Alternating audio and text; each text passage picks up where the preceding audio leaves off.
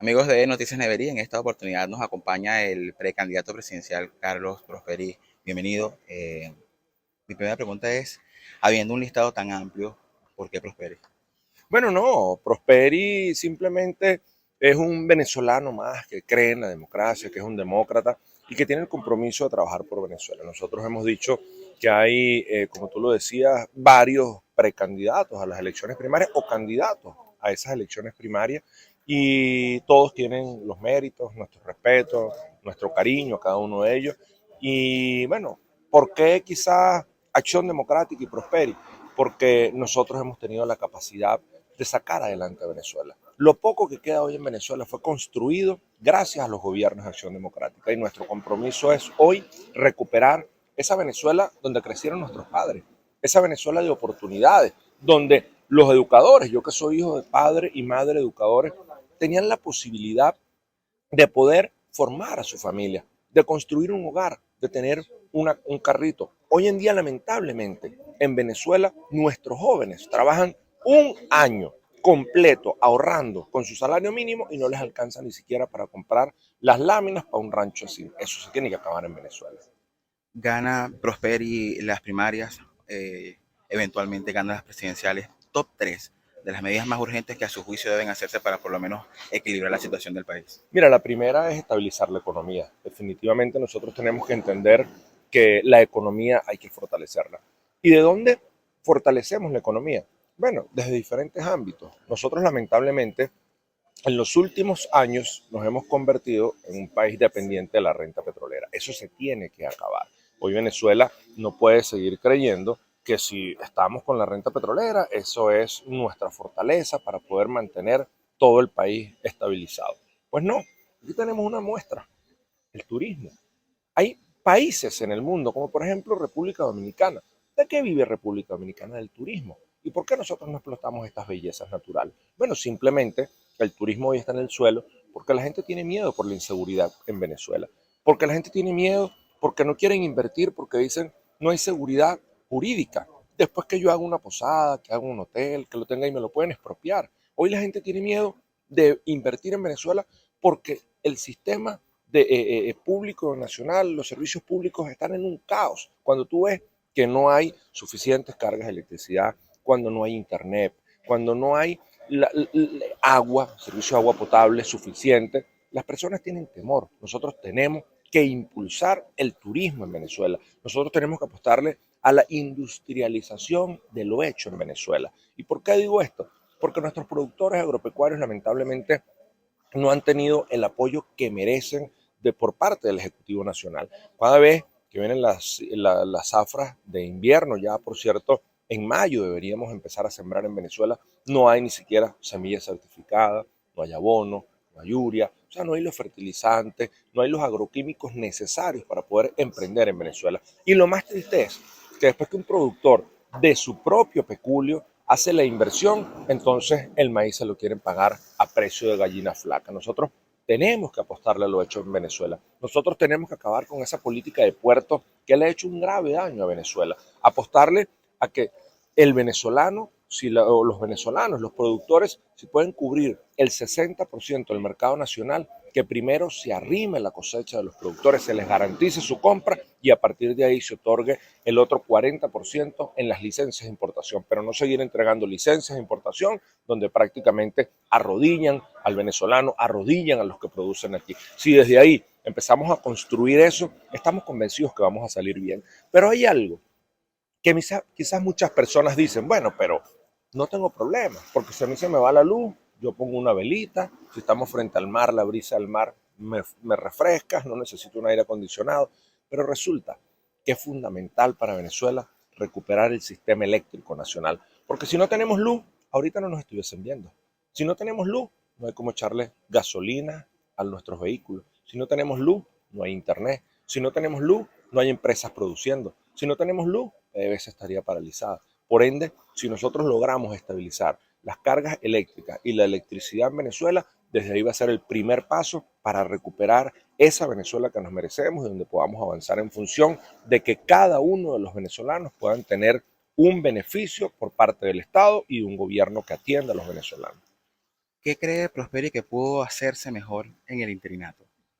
Mira, quizás con altos y bajos, errores, aciertos, hay algunos errores, hay algunos aciertos, pero lo importante más allá de qué se dejó de hacer o qué se hizo, es entender que todos somos necesarios. Que hoy no podemos venir a decir, bueno, lo que pasa es que Juan Guaidó hizo esto malo, le hizo falta esto. No, Juan Guaidó es un venezolano más, como lo somos todos nosotros.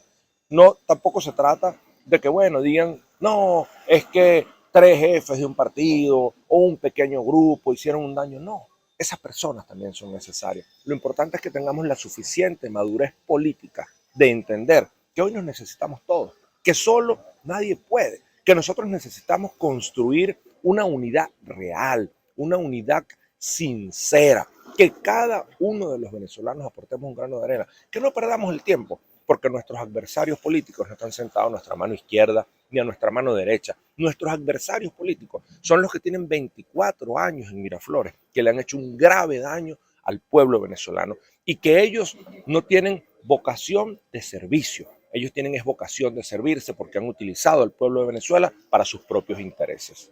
Temas Fuerzas Armadas Nacionales, Prosperi, electo presidente provincial, provisional, perdón.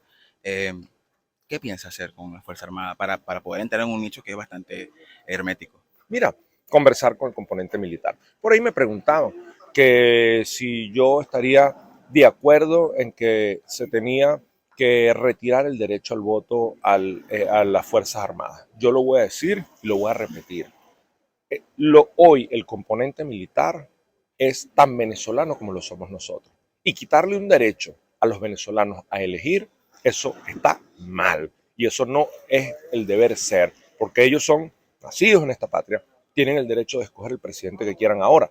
Lo que hay es que despolitizar las Fuerzas Armadas. Cuando uno revisa los ascensos militares, uno dice, pero bueno, para ascender tienes que estar militando dentro del partido de gobierno. Tienes que ser cercano a un pequeño grupo. Pues no, aquí hay que designar desde el Ejecutivo un representante que no tiene que ser el presidente de la República. Desde el Legislativo, unos diputados que garanticen la imparcialidad y, por supuesto, apoyarnos en todos los generales, los militares retirados que conocen el componente militar. Y desde ahí poder buscar el baremo para que tengan los ascensos militares quien de verdad tenga los méritos para obtenerlo, pero no seguir creyendo que el componente militar tiene que estar del lado de un partido político. Hoy los militares tienen que estar del lado de Venezuela. Nuestro compromiso tiene que ser reunificar el componente militar y dedicarnos a proteger a cada uno de los venezolanos. Y mucha gente nos dice, bueno, pero ¿qué se va a hacer? Está Padrino, está el otro. Entendamos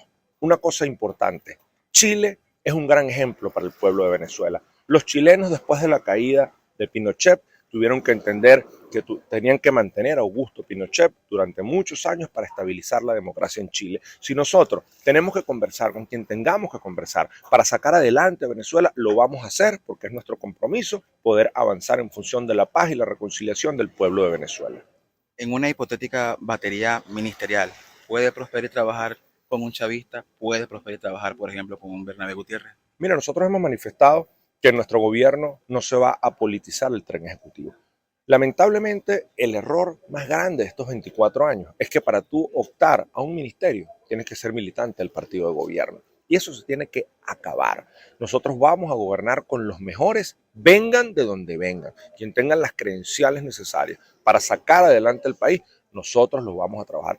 Y vamos más allá. Inclusive mucha gente nos pregunta, pero ¿qué va a pasar con algunos programas sociales? Nosotros tenemos que revisar cada uno de los programas sociales y, ojo, y atender los programas sociales que fueron exitosos en el pasado, como por ejemplo el PAMI, que era el programa de alimentación materno-infantil, donde nuestras madres tenían la posibilidad de estar en un tratamiento antes de dar a luz y después que daban a luz se atendían, se les entregaba la lactancia materna. Todo eso desapareció, como por ejemplo las becas Gran Mariscal de Ayacucho. Nosotros tenemos programas sociales que sacar adelante y los programas sociales que vayan dirigidos a atender al pueblo, nosotros tenemos que mantenerlos en función de que el pueblo de Venezuela pueda tener acceso a un poder o a los beneficios del Estado. ¿Por qué?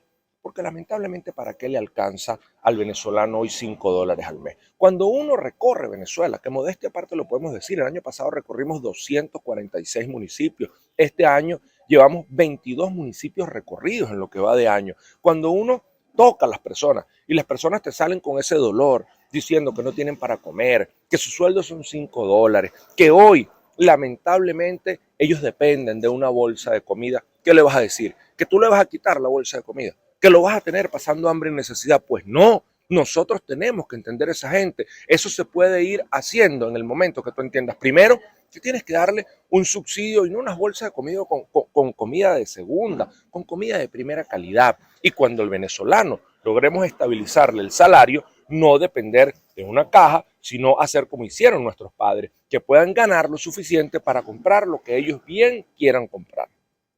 Última pregunta para su gestión, su hipotética gestión. ¿Cuál es la importancia geopolítica del Estado Anzoátegui? Y por supuesto tengo que hacer la pregunta, ¿confía usted en este CNE?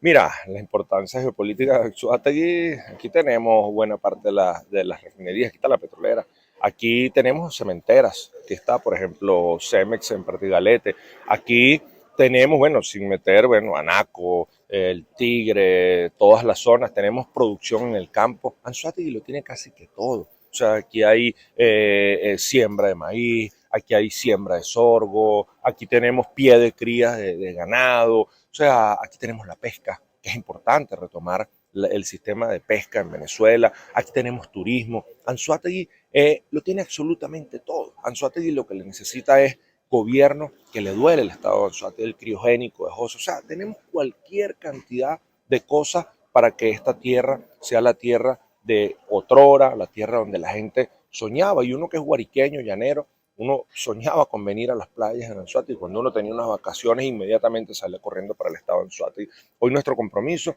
es que Anzoátegui vuelva a ser esa tierra próspera, esa tierra productiva. En torno al CNE, nosotros tenemos que empezar a generar confianza. Y el CNE es lo que está ahí. Y de paso, debemos recordar algo importante. Para las personas que dicen, no, que ese CNE nos va a robar las elecciones. ¿Y por qué no se robaron las elecciones en Barinas el año pasado? Donde además yo llevé la campaña de mi compañero Sergio Garrido. ¿Por qué las ganamos? Porque la única manera que existe un fraude electoral es que nos tengamos los testigos de mesa. Pero siempre y cuando tengamos los testigos de mesa, tengamos el padrón electoral, no hay manera de que puedan revertir un resultado electoral. Y en Barinas, a pesar de la hegemonía del Estado, donde estaban ministros, diputados, donde estaban todos los programas sociales mudados a Barinas, se ganó Barinas por 50.000 votos de diferencia. Barinas tiene que ser el ejemplo para cada uno de los venezolanos. Es la hora de organizarnos, es la hora de seguir adelante y decir al pueblo de Venezuela que no podemos perder la fe y la esperanza porque el próximo año vamos a recuperar esa Venezuela que nos merecemos.